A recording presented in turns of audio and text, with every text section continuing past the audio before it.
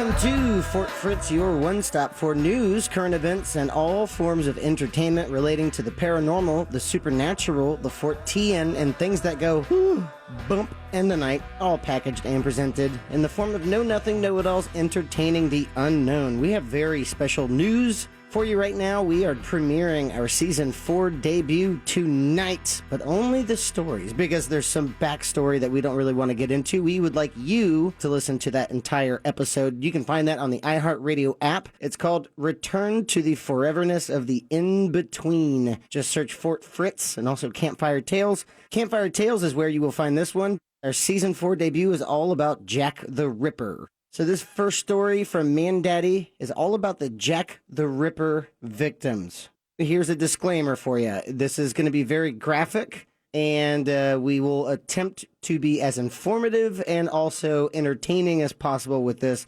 Again, this happened over 100 years ago. There's only so much we can do, but we have made it very entertaining in the worst way possible. And I hope you dig. All right, look, dude. Well, how did you end up in the bean, right? Well, exactly. Thank you. Screw that. I want to know, because obviously this guy doesn't know about the brutality and what happened with Jack the Ripper. Don't you know about the absolute horrible things that Jack the Ripper did to his victims? He seems pretty nonchalant about the whole thing. I don't think he knows.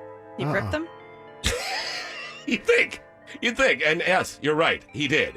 He was a horrible. We're pretty sure it's he. We're looking at him. He looks like a he. If this guy does is, look like a he. Yeah. You want to see my naughty baits? No, God. We're get not away going to from drain him. the bean all the way down to there. No, you thank got you. enough up to your head, and now you just talk to us and We can drown you at any another time. one Exactly. of those bean teasers, I say. Ugh.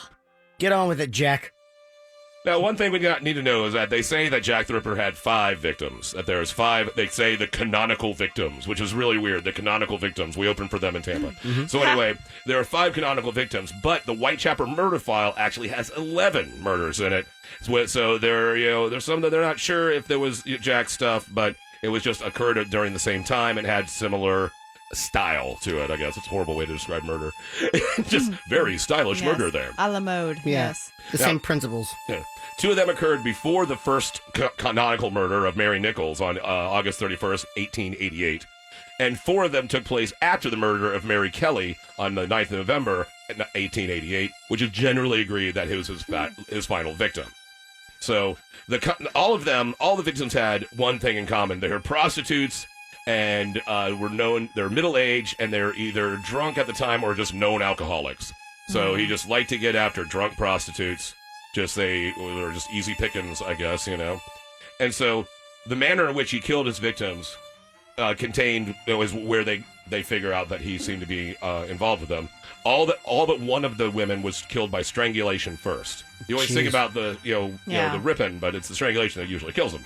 Now, once laid on the ground, the Ripper would cut the victims' throats, beginning with the side facing away from him.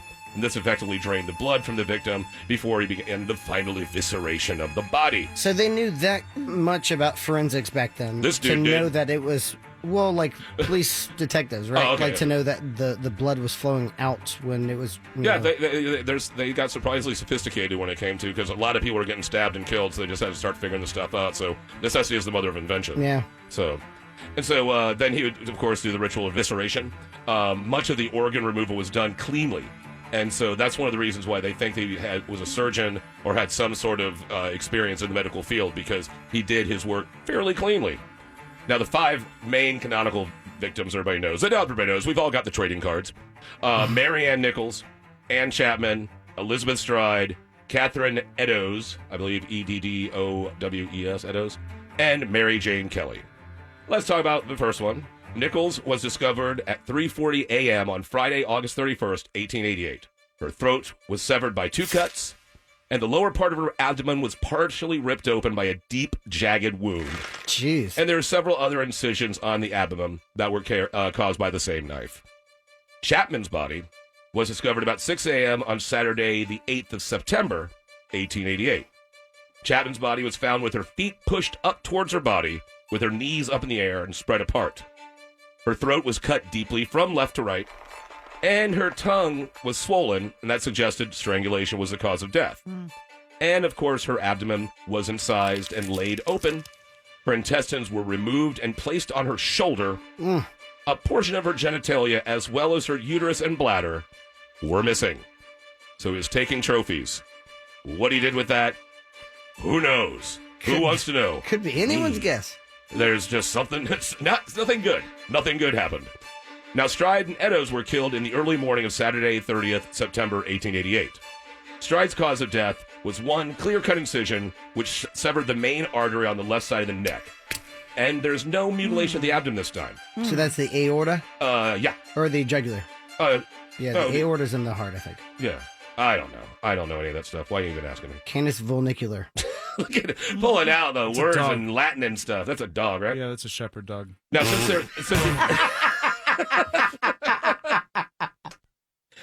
since there's no mutilation to the abdomen, they suggested that maybe that wasn't one of his victims, or maybe he was interrupted during the murder and fled, and so he wasn't able to complete his ritual. And that's why there's another body that happened a few hours later. And this time, this is Eddowes' body. She was found 3/4 of an hour after Stride's. Like the other victim. Damn, he couldn't finish. He's like, gotta get it out. Gotta get it out. Oh, can you imagine? Nothing's worse than getting murder blue balls. You know, just nothing. Murder balls? Nothing Murder is balls. worse than that. No, murder balls makes you able to murder, and then you get murder blue balls, meaning you can't murder, and then you got to really, really murder. Yeah, you gotta really want it. So Manslaughter balls? Whatever. Mad slaughter balls. Slaughter balls. This guy, look at the slaughter balls on this guy. Dang. Now, Okay. His taint, am I right? Now, like the other victims, her throat was slit and her legs spread and her knees bent. Eddowes was splayed open from her rectum up to her sternum. Damn. Her entrails were spread about, intestines laid over her shoulder and under her arm. He really took it out on her. Her nose was cut off, and deep, violent incisions marked her eyelids and cheeks. The incision to her throat was determined as the cause of death, so this time it wasn't just a strangulation. Most of her womb and her kidneys had been removed and were missing. The way it was cut out suggested that this is like a coroner or someone that just had some experience with the human body. Yeah, medical knowledge. Take a uterus. Coroner. Just a lot I of thought it, you know, said corner, like somebody who deals with corn, and I was like, what's a corner? with the band Corn. Very A corner. husky. These farmers are always taking our uteri. Now, the final victim, Kelly, her mutilated and disemboweled body was discovered laying on the bed of her single room where she lived on 13 Miller's Court off of Dorset Street. And about 10:45 in the morning on Friday the 9th, November 1888. She was the most mutilated of all his victims. So this is all I was building up to this. Her face was pretty much gone. Had been slashed and stabbed repeatedly, and some features were entirely removed. Her throat was slashed so deeply and violently that even her vertebrae showed knife marks.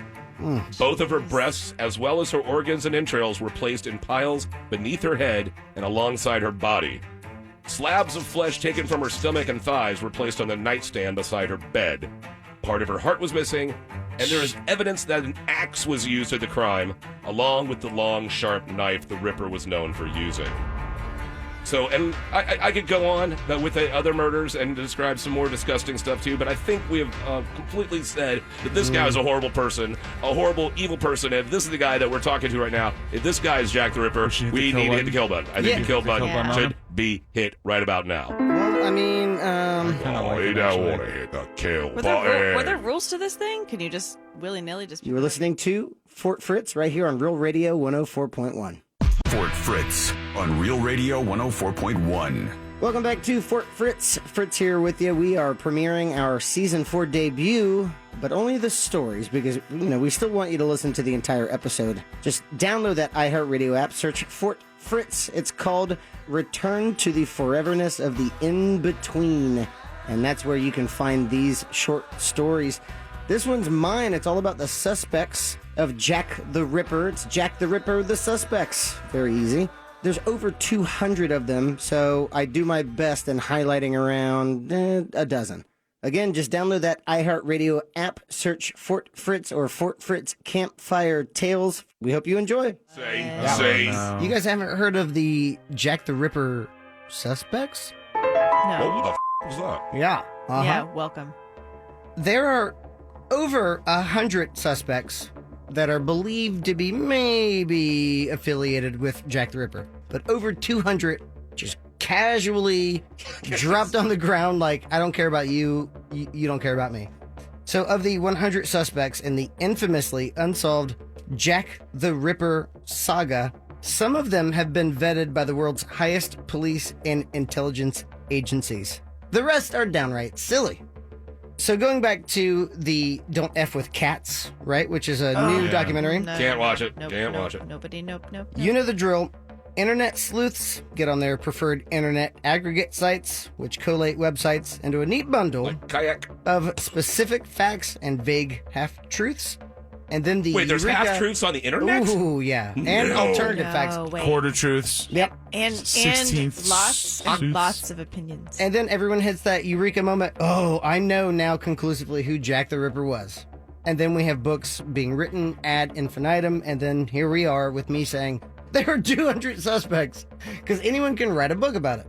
So of these books that get published to varying degrees of success, you have some that are shamefully chided for their gulf of vision and haphazardly investigated, in air quotes, journalistic endeavors. And then you have the ones that are actually backed by contemporaneous evidence of the day. Right. So before we go into that, let's break down competence. Because this was a key theme that I saw in all of the suspects. It all starts off with the first level of competence, and that is unconscious incompetence. Okay. Angela, Kaz, Man Daddy, what do you think unconscious incompetence is? You're too asleep to do something properly? Okay, It's like instinct, right? Like unconscious you're getting close. competence. Like you don't know you're good at something. It's just your skill, like an inborn skill. You just know how to make that sugar. You are unaware of the skill and your lack of proficiency. You don't know what you're not expected of. So you're gonna show up day one. I gotta make the sugar? So this is the worst suspects' names thrown around in the category of Jack the Ripper. Charlie Sheen. I will start with this. Richard Mansfield, who was a damned actor who appeared in a theatrical production of The Strange Case of Dr. Jekyll and Mr. Hyde. Critics said, man, he murders so good. I wonder if he's Jack the actual Ripper. Jack Oh the my Ripper. God. He's just doing it so well on stage. He just has to be rehearsing some more. Yep. Oh, people. Another one, Charles Swinburne, an alcoholic and epileptic who claimed to be a leading expert on the burgeoning BDSM scene, who claimed to have raped several people Whoa. and was an all-around turd with no convincing evidence to Whitechapel. That's still a horrible person, so let's take it on. Lock him up. Jeez. Yeah. Yeah, he deserves it. Madam Helena Blavatsky, who had no history of violence, but she just happened to live in London during the time of the murders. Oh, That'll teach her. Yep. Nothing else All of with them? regards to Yeah. evidence, so nothing. So Yeah. everyone Yeah, is she was there. Just you. I just looked over and I saw her face and I thought, that's it. Look at that Ripper face. Resting Ripper face. Resting Ripper face. And lastly, an unidentified primate What? who had a What? thirst All for right. bloodletting of human beings. Well, An, so you don't know what they're training them? an unidentified Well, humans primate are primates, right? who had a thirst for Yeah. bloodletting of human Sure. beings.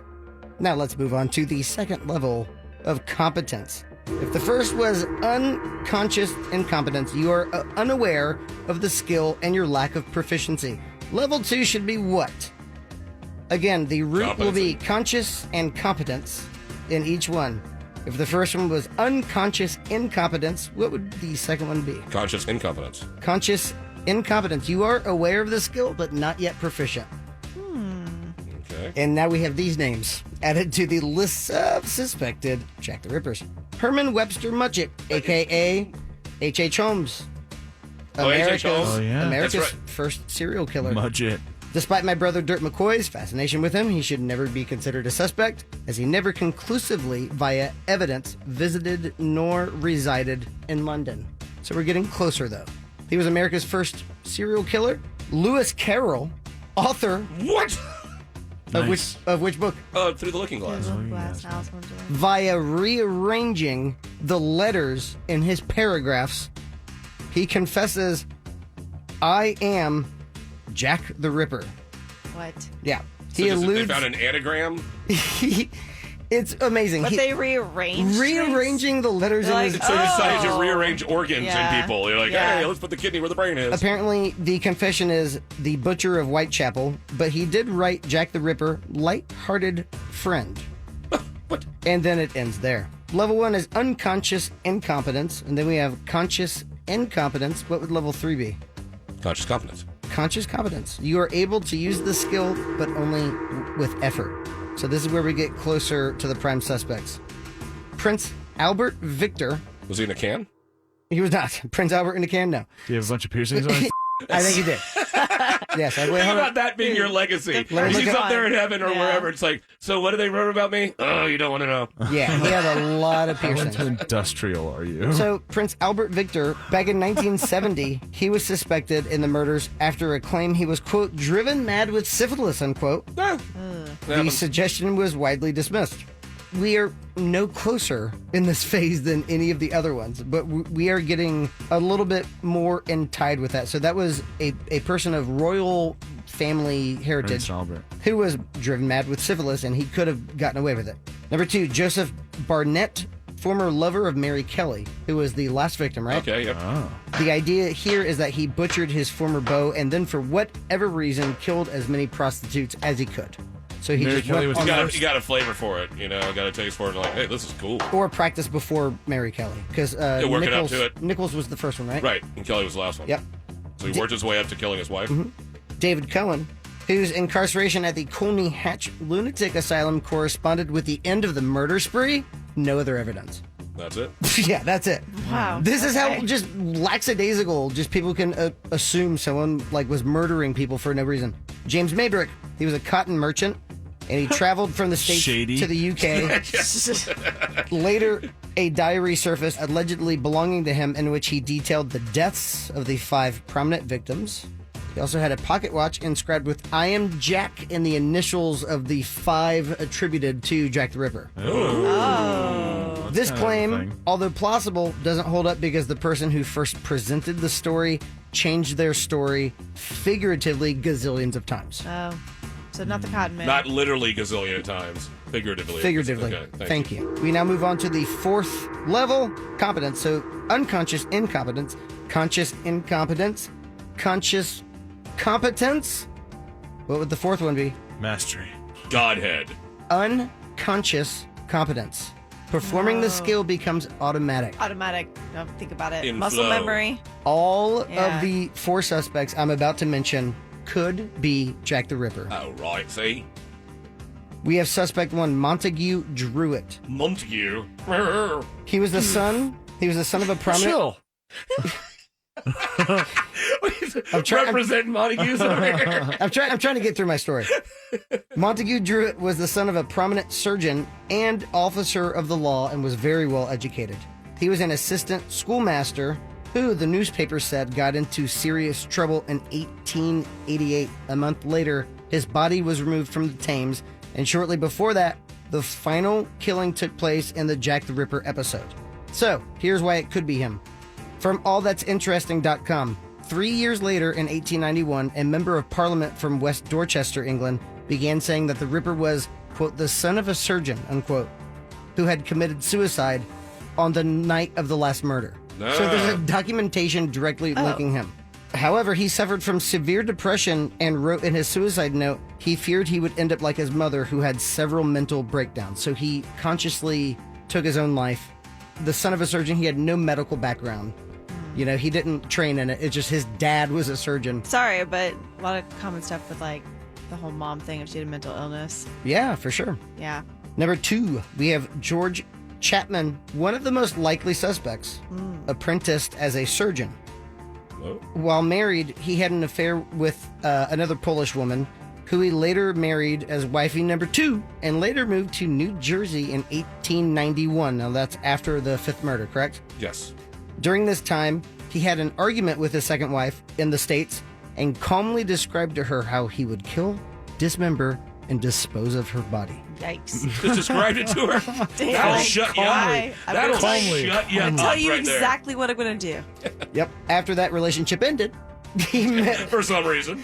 a divorcee who included him in her will. And you know where this is going from here. Oh. He, again, just Stupid. continued to abuse and beat her and continued with his infidelities. In 1897, he poisoned her with tartar emetic, which is similar to arsenic. She died, and then Chapman took her life savings and her last name of Chapman, Oh. further Clever dick. abusing and murdering 2 other mistresses. When these bodies were exhumed, they found that they all died from a form of arsenic poisoning, and he was hanged in 1903. Now, his second wife said While living in Whitechapel, he would venture out into the night at all hours. He was also a known murderer who picked women as his target. So that would be him. However, he might not have known English well enough to seduce prostitutes and was never an official suspect. You don't really. You don't really need to seduce a prostitute. How? That's true. Oh, pretty much- my. You just kind of need to It's not really. jangle the Don't coin really purse a have little game bit. when it comes to Yeah. prostitutes. Yeah, you just. That is true. Kind of money driven, it seems. I got two more. Thomas Neil Cream had medical training and murdered his mistress, who was pregnant with his child. So Oh. immediately he was an asshole. Double killer. He used chloroform, Oh, Lord. which was his medical specialty. He then He moved. specialized in chloroform. Yeah. Don't date people like that. That's on your. It's like, what you? I'm really into chloroform. Really into Oh, chloroform. man. That would be a very Specialized in massive red flag. Yeah. So you're a doctor. I'm an anesthesiologist. Check, please. Kinda. Amateur. Kinda. Gotta go. Amateur anesthesiologist. I dabble. Improvisational. So Thomas Neil Cream then moved to the edge of Chicago. Wait, his last name was Cream? Yep.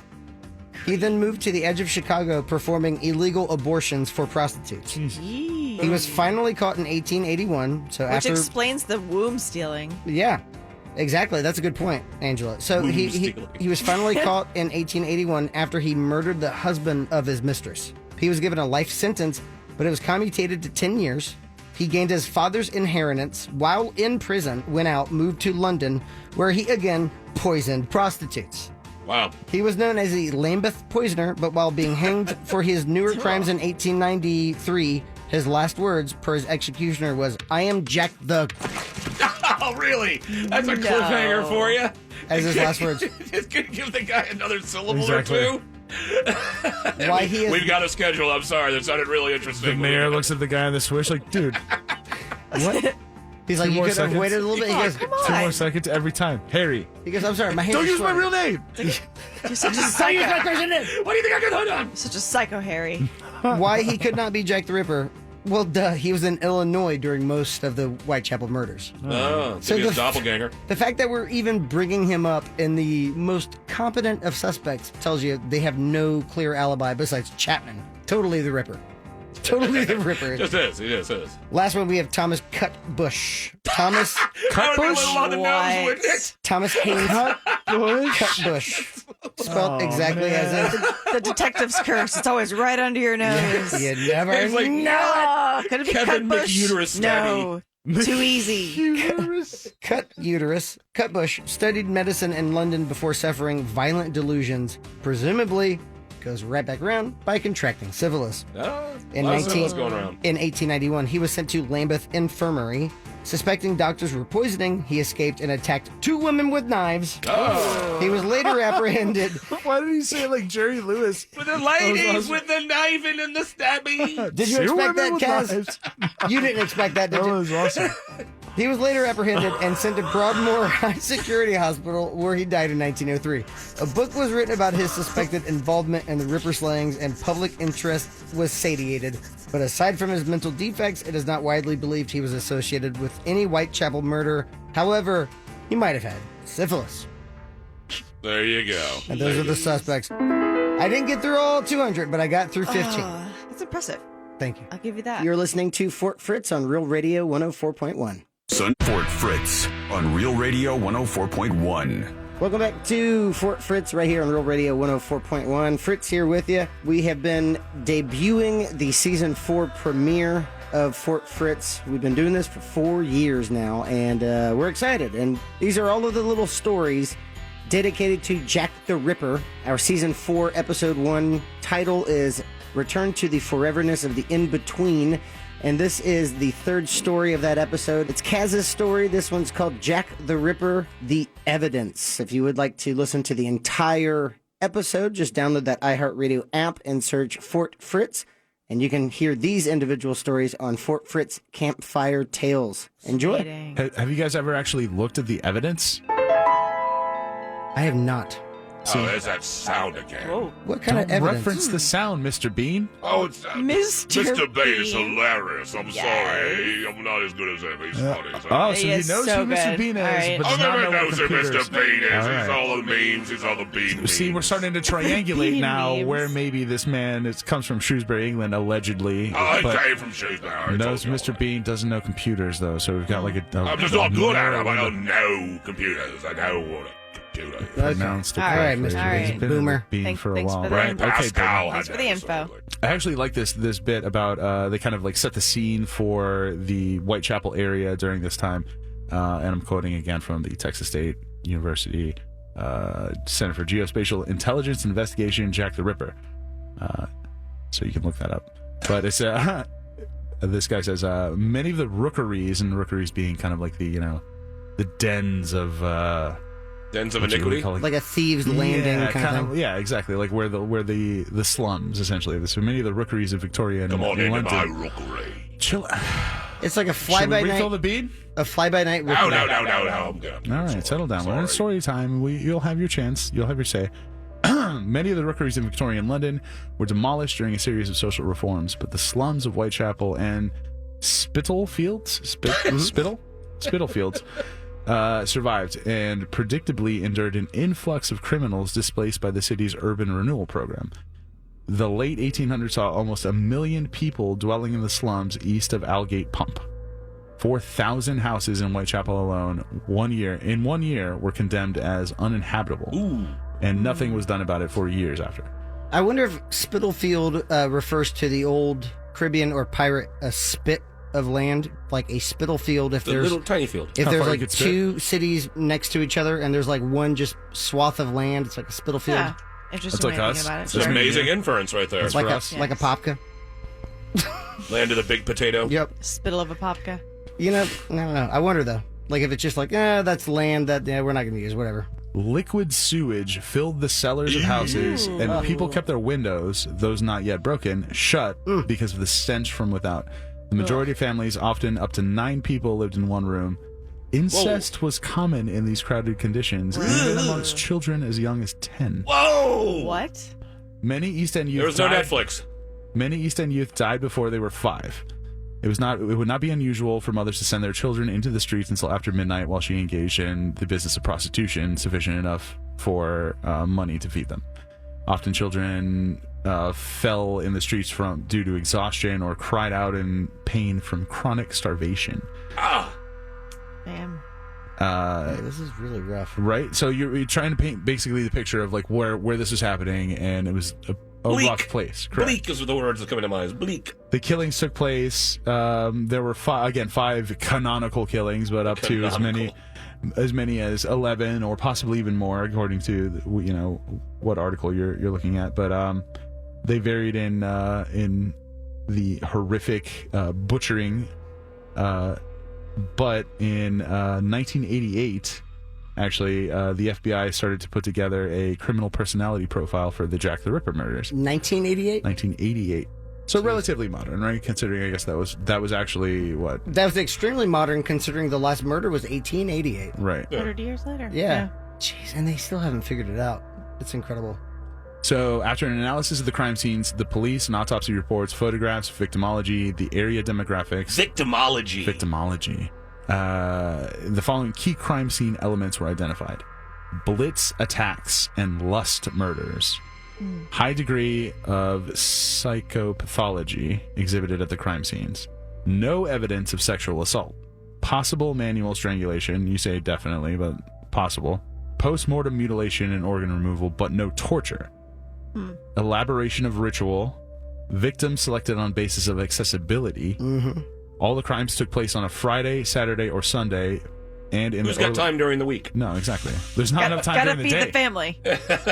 Opportunistic, high volume crime like area. Oh, yeah. In the early morning hours, and So, unreported yeah. attacks may have occurred. So they're saying again, these might be the ones that are attributed to him. So these are again the 5 of the 11. They The all kind of canonical make 5. sense. Yeah. Correct. In addition to those, they were able to put together the profile of what they assume might be some traits of the actual Jack the Ripper, based again on the geospatiality of the different events and what was going on in the area. They assume he was a white male, 28 to 36 years of age, obviously, was of average intelligence, single, never married, and had difficulty interacting with people, in particular women, was nocturnal and not accountable to anyone. I don't know why that would be in there. Like a loafer, like someone who's a loner. Okay. Blended in with his surroundings. Like a loner. Had poor personal hygiene and appeared disheveled. Yep. Loner. Was personally inadequate with low self-image and diminished emotional responses. That's a was a main quiet loner, withdrawn and asocial. Loner. Lower social class. Yeah. Lived or worked in Whitechapel and committed the crimes close to his home. That's a loner. Had a menial job with little to no interaction with the public. Was employed Monday through Friday, possibly as a butcher, mortician's helper, medical examiner's assistant, or hospital attendant. The proximity of the London hospital was noted in the profile. So that's from 1988? Correct. This is them putting together like a possible like profile on who this person would have been based on the area. And Mandaddy, the original 5 victims were who again? Marianne Nichols, Ann Chapman, Elizabeth Stride, Catherine Eddowes, and Mary Jane Kelly. The geographic concentration, again quoting from the Texas State article, geographic concentration of the Ripper crimes was in interest to the researchers because they were all within a mile of each other. And the total hunting area was just over half a square mile in size. Hunting area, wow. So they produced the above mentioned profile on him based on the geography of the dumping site, where the bodies were found, where these women lived prior to this, and kind of the area that this person might have grown up or been around in. And it seems like it's between the Flower, Dean, and Thrall Street areas of Whitechapel. Thrall. Meet me on Thrall Street. But I'm not going to make light of it, but that's badass. According to this article, the area is known as a vice-ridden neighborhood. East End social reformers refer to as the Wicked Quarter Mile. The Wicked Quarter Mile. And it seems like that was one of his, that was basically the main area that he kind of haunted. There was an interesting, and I'll see if it shows up in here. So I wonder if it was the Wicked Quarter Mile because of people like him, or because of people who could just kind of infiltrate the area and just kind of seduce the locals. And there's a lot of dark areas. There was rampant kind of violence and crime in the area, but these were the ones that were coming out as particularly brutal and, horrific because of the fact that they were being so publicly kind of like, there were disappearances a lot. That's what they were saying. Like, there's a lot of... it was a shady kind of part of town. I wonder if the mentality of the Jack the Ripper murder, though, was like, hey, I'm going to take care of you guys, you take care of me, or if it was just someone who literally didn't show his face around that part until it was time to I did kill. Read that someone... Drop in, drop out. Yeah. Actually, a group of these people, I don't know if it's like commonly referred to as, but Ripperologists. Wow. I would imagine, yeah. One of these guys... Ripperology. One of these guys suggested that maybe that, this was a person's attempt to draw attention to the fact that this was a horrifying, like, slummy part of the area, part of town, and then it needed to be, policed more heavily or something like that. Obviously, get it in the news. Right. Like an anti-Batman kind of thing. Like a false flag. Yeah, almost. Yeah, there you go. But it being a real flag. Being a so dead prostitute. interesting that you... Interesting... Jesus Christ. They were able to find... really made it real. Actually, Eddowes, since you bring it up, part of Catherine Eddowes' bloodstained apron was cut away by her killer, and the missing segment was actually later found in a passageway and a staircase to the Wentworth model dwellings on Goulston Street. Yeah, I'm not sure where that is. Obviously, it's in London somewhere. Located just south of Wentworth Street. Oh, there you go. Thanks, Google Maps. Which is about a third of a mile, 10-minute walk from Mitre Square, where Eddowes was murdered. It appeared that the bloodied apron piece had been used to wipe clean a knife, and the following graffito was written in chalk above the black brick wall. You ready for this? Oh, yeah. Yeah. This is some mad Lewis Carroll ass. That's why Lewis Carroll was suspected. The Jews are not men that will be blamed for nothing. Wow. And apparently, the investigator, well, another thing I read, it's not in this article, but the lead investigator at the time actually had them like scrub that off the wall. Like it was part of this, that people like thought it was evidence, and he thought, oh no, it's just graffiti or whatever, just scrub it off the wall. But it's become this like thing that people reference that maybe he was somebody who had an agenda against Jewish people, or there was some kind of connection in that. But the Jews is spelled capital J, U-W-E-S. Jews. Jewish. Jews. Jews. The Jews. It's because of the Jews. Jews and nutmen. So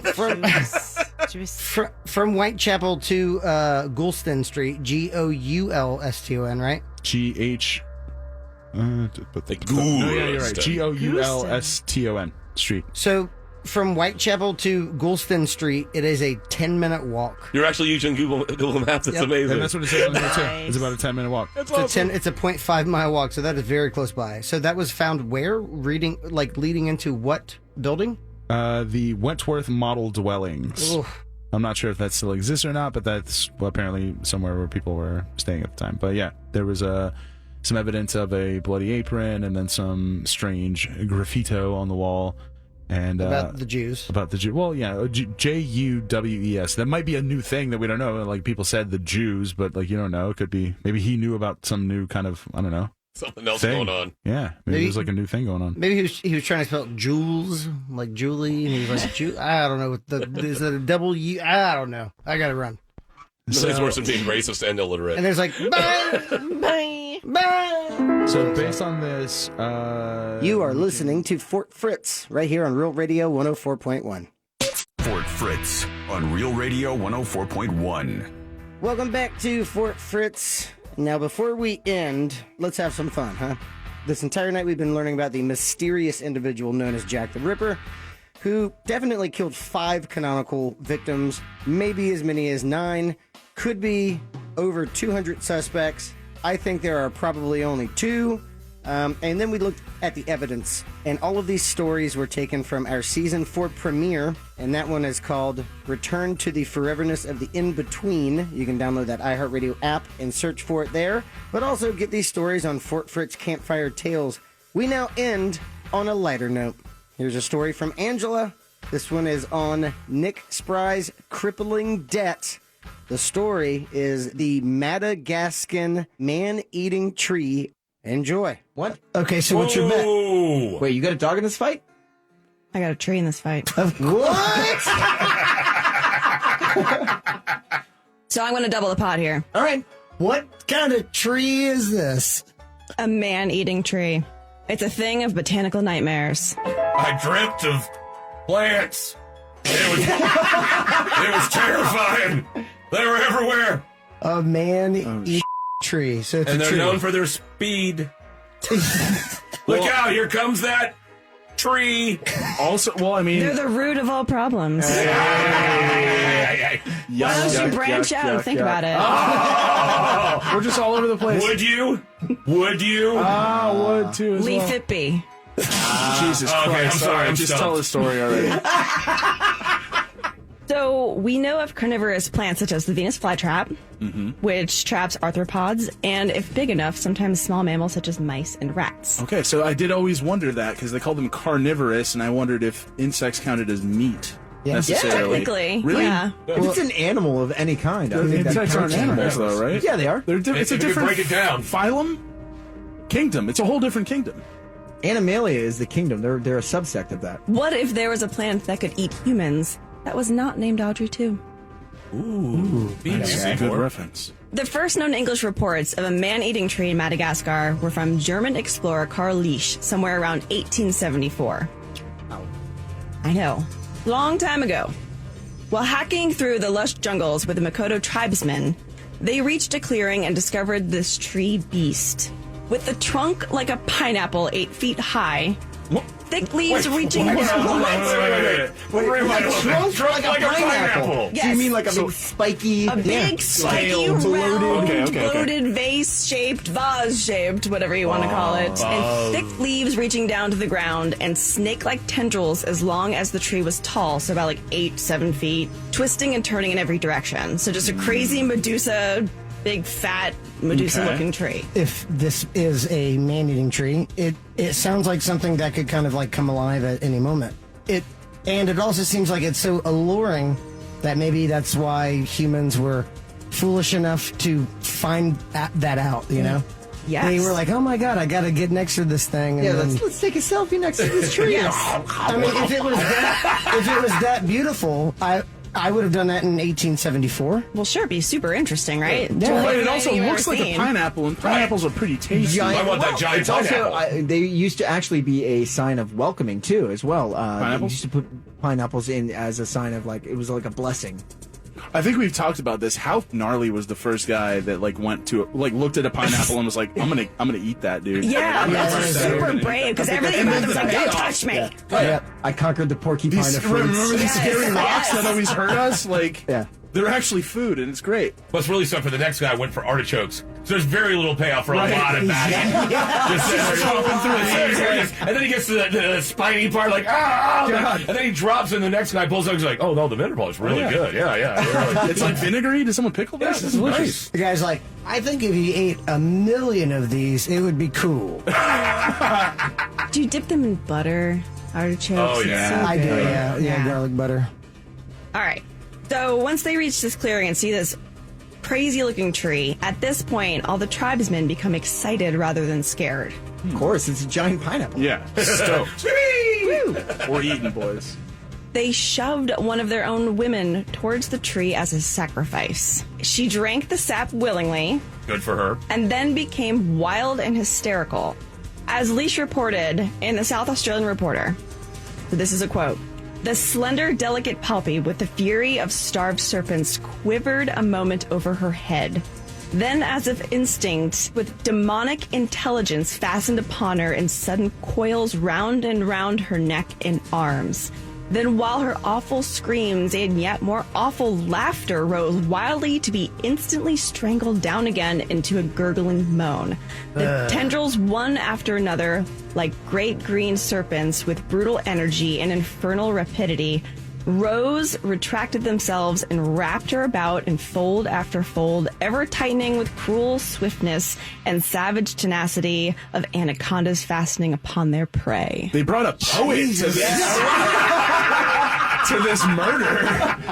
He could have helped, but he's sitting there with a pad nose. Oh, I gotta This just grab guy's this shit. inspiration right now. Shut up. Like, I got that. It was the most gorgeous quote. That was great. Leash returned to the site 10 days later to find only a grinning skull enclosed within the leaves. Oh, wow, like it digested her. Yes. Bones and all. That sap, don't drink that sap. Don't drink the sap. Dangerous sap. 40 years later, a former Michigan governor turned explorer because it's never too late to start over. Hell yeah. I'm feeling this dude already. Named Chase Osborne, which I thought Chase was a very young sounding name. Like, it was, I don't know, I guess it was in the Chase 1940s. Osborne? Chase. I feel like Chase it's a very Osborne. modern name. Hunter. I mean, it's Chase 40s. does. They're like, Osborne sounds like it's like rock royalty. Chase Osborne Old money, new money. also reported a similar scene during his travels to Madagascar. In his book, Madagascar, Land of the Man-Eating Tree. Really buried the lead. Really buried the lead. You know, there's people picking up that book in a bookstore going, Yeah, exactly. Which I really think should be just Madagascar's travel brochure. Just Madagascar, Land of the Man-Eating Tree. I mean, Come to our resorts. that is amazing. Chile. Chile. What What is is that? that? Anyway, old Chase Osborne, old Michigan governor, now explorer, stated that both the tribes and missionaries on Madagascar knew about this carnivorous tree. Yeah, but, nobody talks about it. Yeah, there you go. I mean, here's the rule about man-eating tree. Stay away from it. Observe I really from a wanna distance. see, Appreciate from a distance. Man-eating tree. Just put a fence around it. Tourists come in from town. They're like, I really want to do what all the locals do. And they're like, oh, we got something special for you. You ever drink sap? we got- We didn't know about this tree. So many lives can be solved with binoculars.